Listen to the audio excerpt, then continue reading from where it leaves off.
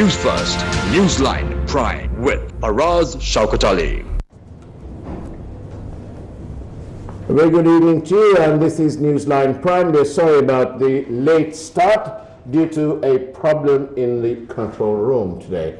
However, this evening, amidst all sorts of troubles, once again, where else but in the Parliament, we are joined by Mr. Kesaralal, who will try and throw some light into what is happening. Is it democracy or is it something else? Is it another way for the United National Party's leaders to control the presidency, which they are not allowed in any other way? Let's find out. Here's Mr. Kesaralal Faraz. Good evening, Mr. Faraz. Good evening, Faraz. Now, what's going on? Yesterday, we had the President complain about the Constitutional Council. And he then told us that the Speaker had written to him and had asked that had been told, the President had been told by the Speaker that it's not by seniority and instead it's by professionalism and what have you. First of all, what's the yardstick if that's not, I mean, seniority seems to be a good yardstick, because if you are not professional, you wouldn't have made it along the seniority ladder. So it's a good basic yardstick to have. And then, of course, today in Parliament, the Speaker was reminded by some members that he can't be criticizing the President. The President is entitled to his view. So what is this? To me, it sounds like, or it looks like, the United National Party and its leaders trying to control the President, who, of course, we must remember, has a mandate all of his own. Correct, that's correct. So what's going on, really? Well, Faraz, the question here is, you have to understand that you have in place a Constitutional Council, and they are entitled to their own opinion, because it's already appointed as per the Constitution. Hence, they need to get together and move forward. It's a very difficult area, it's a very difficult subject to handle. But nevertheless, they need to get together and move forward. So in that context, if the Constitutional Council turns down a request by somebody, then in that case, and if they have reasons, you have to understand, you have to accept that, because the Constitutional Council has made that decision. I see. But is there a real need for this sort of very open criticism? It's obvious that the President is having a torrid time with the other side, if you like. And such is the makeup of the politics now. Correct. And there is also this other issue that morally this Parliament shouldn't be where they are, because in February 2018, at the local polls, the United National Party and the Sri Lanka Freedom Party were given a good old drubbing by the new boy on the block, the SLPP. So there is that issue, but of course morality doesn't seem to appear on any horizon in Sri Lanka's parliament or in its governance. So what's the real answer? Do they really expect the people to carry on suffering? No one's doing anything about the economy. Yeah, the question is this: there are so many areas where the government needs to understand that they need to perform better. That's very important, and if they don't perform, then the country suffers. You spoke about the local authority elections and that the present the two major parties got a drubbing. Yes, that's correct. But that does not mean that you have to change the equation. That was a parliamentary election, and this is the local authority election. Things can change once again.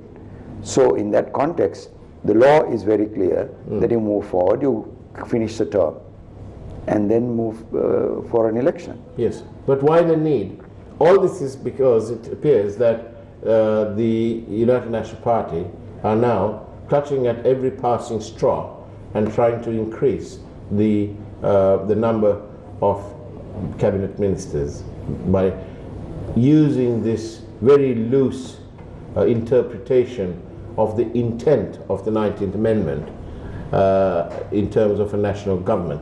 They're trying to bring in one member party into their fold. Correct. And then say that this is a national government. What is your definition of a national government? Well, national government should be a government consisting of at least the two major parties.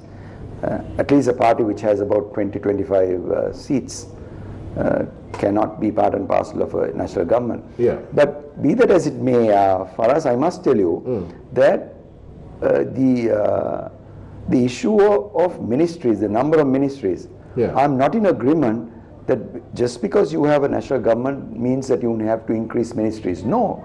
Ministries have to be static. Right. The quantum has to be static. Yeah. And members of parliament needs to understand that their role is as a member of parliament. You can get yourself appointed as a minister or a deputy minister or a state minister, but your role is as a member of parliament and they must perform.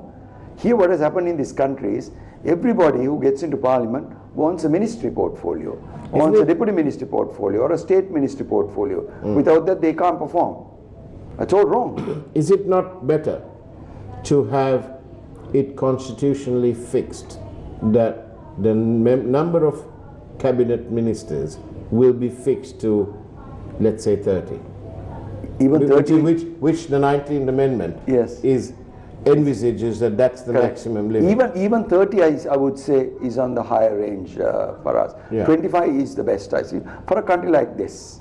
Okay. So but the other members, now the pressure that the UNP leadership is having is where other members of parliament are pressurizing for appointments. Right. That is the reason. I don't think there is any other reason. I don't think there is a scientific discussion that has taken place and decided, look here, we need so many ministries. No, I don't think so. Without that backing, there is no way that anybody can come forward and ask for an increase in ministries. I don't subscribe to that view. That's wrong. That's totally wrong. So, when is all this nonsense going to stop? The question is this: no, they're not governing. I know. What happened is, if you look at the immediate past, this is the way that ministers were appointed. Somebody crosses over, he becomes a minister. Somebody changes party, he becomes a minister. That thing has to go. There was Sarat Silva who paved the way for all this. Because his interpretation of the day was that as long as that person was going to serve as a minister, then he could quit his party. Yes, he changed his party. That was I think that was a wrong decision. But still, for all, you must understand, we have to get these people to agree that the country needs a fixed number of ministries. It cannot change. It has to be fixed, and everybody has to fall in line. How many? 25. Do you think that Ranil Wickremesinghe, I'll just keep mentioning his name because he's very experienced in Parliament. Extremely experienced. 40 years plus. All right. So now, do you think that he will agree to do this? Do you think he will drive it forward? No, maybe he's under pressure. You must understand in the present under context. pressure. I thought he gives the pressure to the others. No, he's under pressure to increase ministries. Everybody is asking for ministerial portfolios. So he's under pressure. He as the Prime Minister is under pressure. So not only are they dissatisfied with the bond scam in which they obviously stole an awful lot of money. The 4th anniversary of the bond is coming up on the 27th of February. All right, won't let you forget that. But now then, not satisfied with that, now they want ministerial positions for what? Of course, this is a question that everybody should be asking. But as I said, the Prime Minister is at tremendous pressure. You know, he is at the end of so much clamoring for ministerial appointment. And he must ensure that he has to steer the ship. No, it's not that easy. Well, for his own survival. Maybe you put it for his own survival, but still, as the Prime Minister, he has to steer the ship. Then for what? The question is this: if people do not, if the members of Parliament do not from his party do not realize that you can't be doling out ministries to each and every person. Yeah. If they realize that, all these things will die a natural death and we can move forward easily. Have 25, that's the best, I would say. Constitution. When I was in Parliament, we were much more experienced. We never clamored for ministerial portfolios. What rubbish. We never came. This one fellow said, well, look, I didn't even get the money, so can I please have a ministerial position? What kind of a joke is that? That's what I told you, that during this last regime, so many things that have taken place, not for good democracy, you know. Things have changed, ministers are appointed here and there.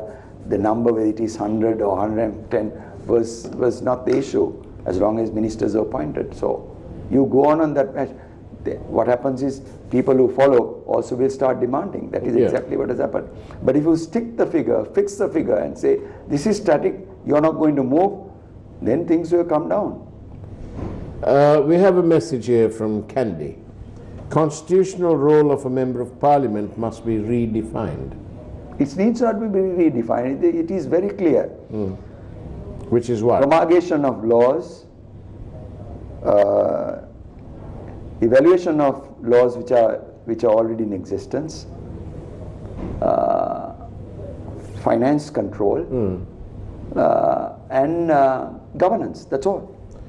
Another message. It says here, maybe the government wants to delegate the existing ministry subjects amongst more ministers. That is not going to be the answer. That would not Too many cooks will always spoil the soup. Right. Okay. But amidst all this, and here's the bit. Yesterday, the Prime Minister in Parliament was answering some questions in connection with the arrest of the underworld so-called kingpin, Madush, in the United Arab Emirates. Part of his response was telling. He said, oh, you know, that's the law. They have to serve their time over there. And, you know, that in itself is, of course, true. If you are arrested in another country, you have to abide by the law there. Yeah, you have to be subject to those laws. And at the end of any custodial period, you'll be sent back.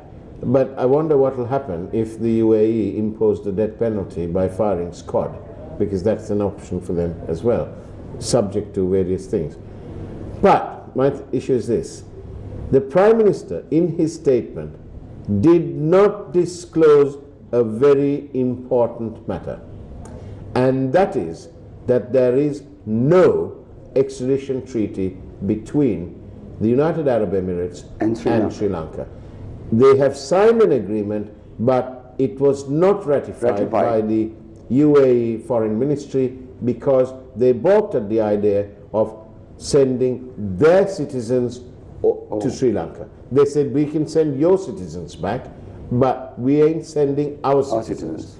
So at that moment, it got stuck.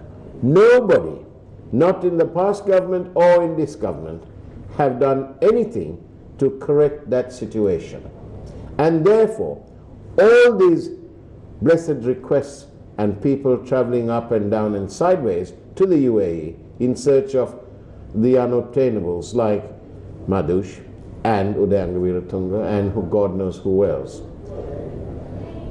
It's going to fail at the end of the day because there is no mechanism to bring them back. And it will only depend on the largesse of that government, if they feel. But Dubai is Dubai.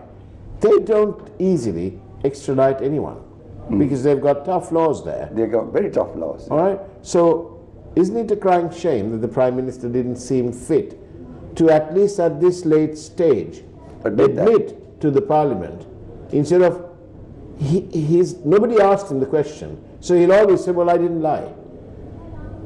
It's the same with Arjuna Mahendran. He said, well, you know, I told him to make sure that there is no conflict of interest.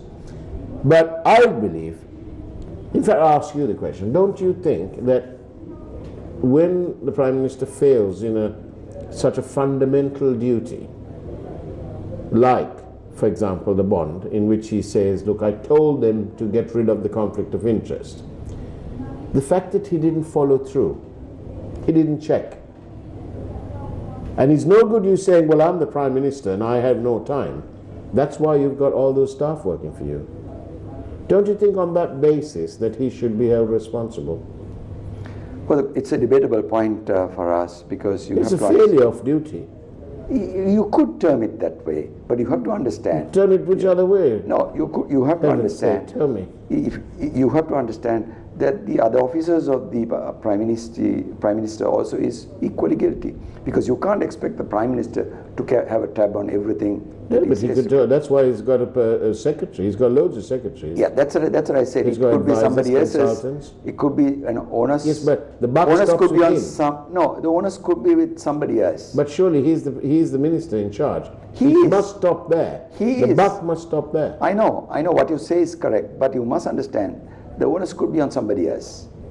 You take a very Sri Lankan view of it. No, it's not. It's not a Sri Lankan view. No, you've been very soft. Way. It's soft peddling. No, it's not soft peddling. No, I don't think so. Because you must. If you say, supposing somebody is working for me, and I tell him, look here, you better do this. That doesn't mean that I have to follow him up and say, look, have you done? Have you done? No. Yes, but there are systems in place, and so it failed. The failure was that person's, and so when the studio isn't ready, it's the producer's fault. Because at the end of the day, the producer is the producer. So it's a bit like that. But now then, what do you think is going on? They're about 12 months away. Now they want a national government. Lakshman Kiriella says, I'm sure he said it tongue-in-cheek, he said it's because they want it for development work. They wanted a national government for development work. They had a national government for nearly 4 years, minus 50 days. What do they do then? Well, they have to come out with some sort of an excuse to increase the number of Well, so they're just completely fobbing off the people? No, I don't think so, because you will not be able to pull this through. I don't think you can pull this through. But they're wasting their time. What are they doing? It's costing us 4.5 million rupees a day. But they'll try, that's all. I feel okay, they're trying to do that, but what else are they doing? Ravi Karunaik is complaining that the CEB losses are going to be 80 billion. And he's complaining about all sorts of things. The CEB officials are not delivering. For years they've been paid high salaries and given all the perks, and there's been no apparent forward planning. Or the forward planning is skewed in favor of various power dealers. Those allegations have been there all right throughout. We have a problem for us. Whichever government comes into power, it fails to understand that they must practice professionalism. And that flies away. Professionalism is not there anymore. This is the bottom line, I feel. If there is professionalism, things would be different. And you have another problem in this country. Well, the people who are honest, people who are honorable, are in the minority. So it's a very, very difficult, tough game for them. How do we change how do we up the ante? How do we change it? It's not that easy. You need a good leader, you need good ministers, honorable, serve the country. That's what does the working committee of the United National Party do? I know they need to go into all these affairs as well. As to whether they are doing it, I don't know. Everybody needs to overhaul things, the party, everything in this country. That's the only way. You realize that but none of these people are achieving anything. It's not that easy to achieve things overnight for us, because you need change, and you have another problem, inherent problem as it is, because the social media is also very, very powerful in the present day context. Right. So it's not that easy to do things.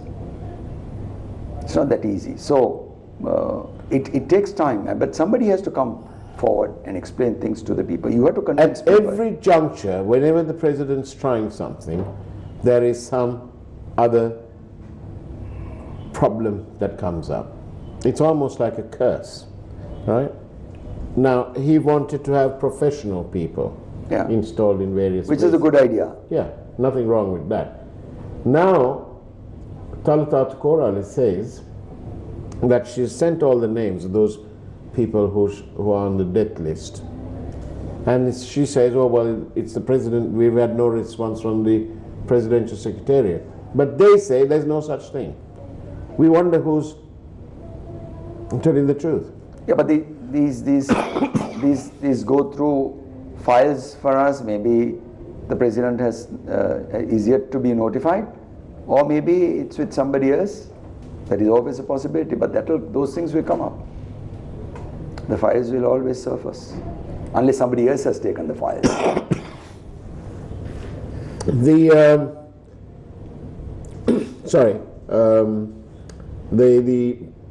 The presidential secretariat is obviously trying their best, but the president's hands are tied, as the Supreme Court told us about the 19th Amendment. Now, they have a history in Parliament of circumventing things.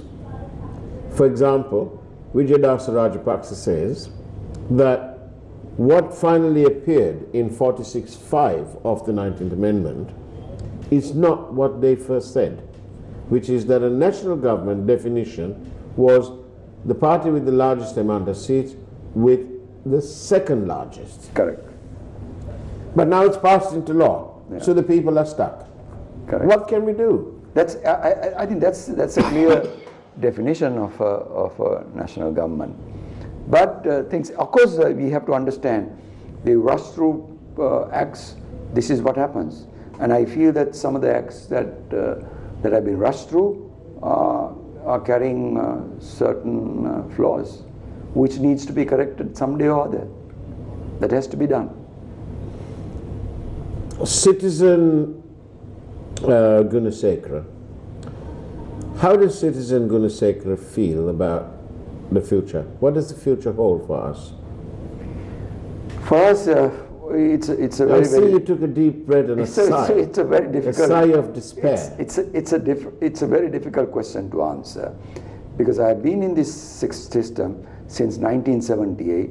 I'm very experienced. I worked with one of the best ministers that this country ever had, Honorable Lalitaturat Mudali. He has taught us the best, and judging by what is no, I don't think so. Right, okay.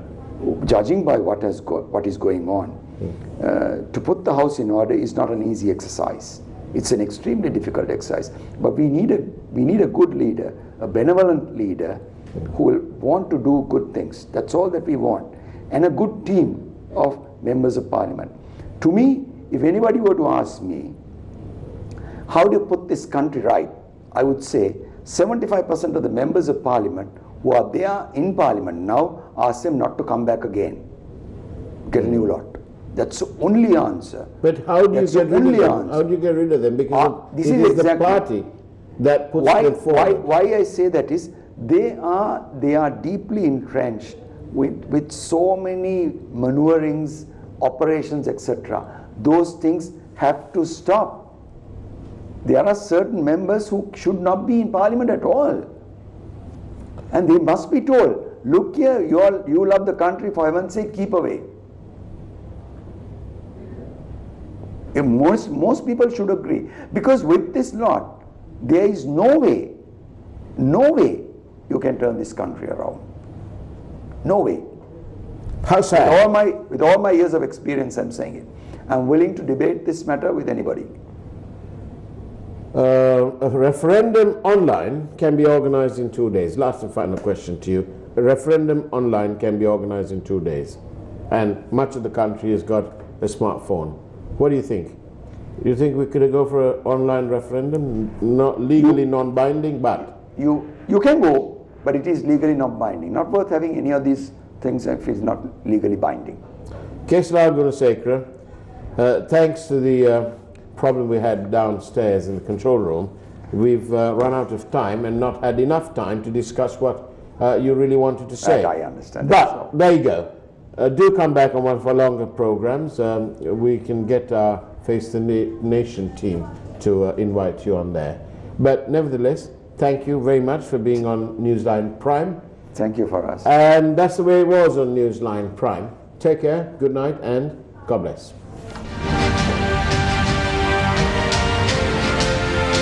News First, Newsline Prime with Faraz Shaukat Ali.